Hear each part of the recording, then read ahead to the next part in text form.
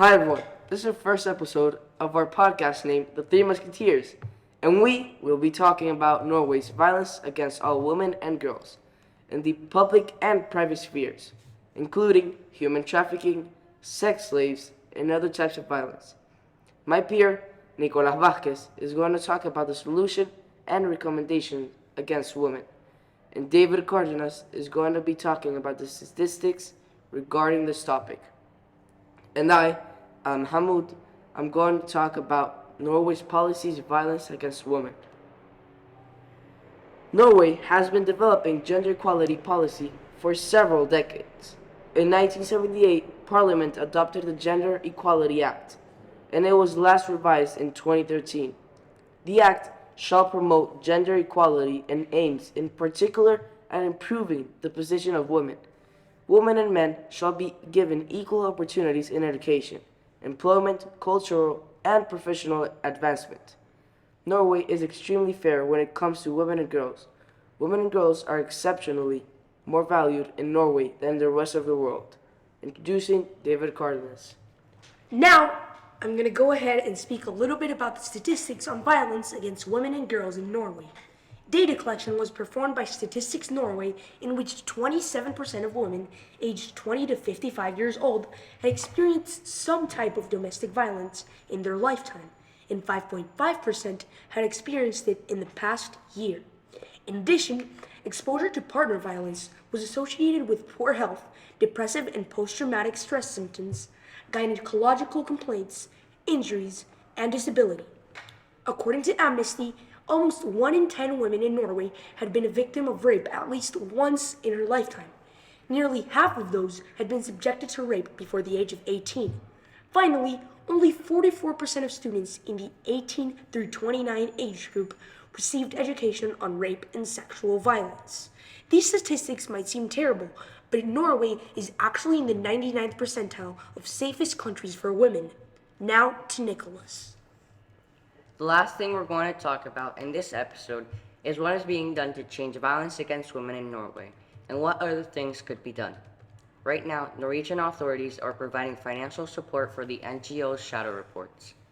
Norwegian authorities are also conducting dialogue with civil society through open meetings. Amnesty International and we recommend Norway to urgently adopt a legal definition of rape in the penal code, which places the absence of consent at its center. Train judges and jurors about gender-based violence against women, including rape and sexual violence. Prioritize preventive work against rape and sexual violence at all levels in schools, including in the school curriculum. Strengthen investigative capacity of police and prosecutors in all forms of gender-based violence.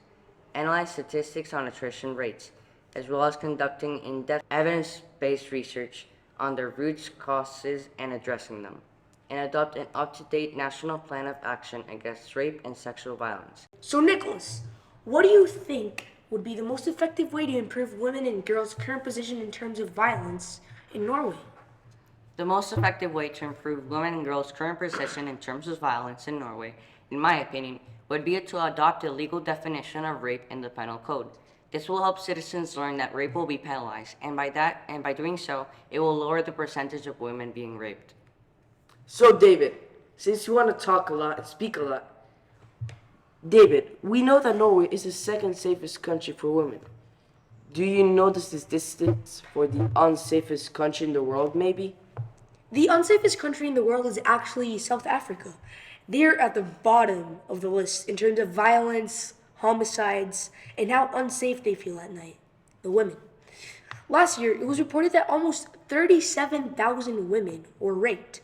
This means that approximately 72 women per 100,000 in South Africa are raped every single year. Wow, so that's pretty bad a topic, right? Yeah. Adam, why do you think Norway has one of the highest rates of domestic violence, but is considered the second most equal country when talking about gender? Well, Nicholas, 87% of Norway's citizens have confidence in their local police, the seventh highest percentage in the world. 8% of Norway's citizens' households have had money or property stolen in the last year, close to the very lowest rates in the world, which is a good thing. Third, 93% of Norway citizens feel safe walking alone at night in their city or area, second only to Singapore. Finally, just 1% of Norway citizens report having been assaulted or mugged in the last 12 months, tied with Hong Kong, Japan, and a number of other countries. In this podcast, you learn Norway's policies on violence against women, statistics regarding this topic, and solutions and recommendations concerning violence against women in Norway. Thank you. Dude, that was such a good podcast. Such a good podcast.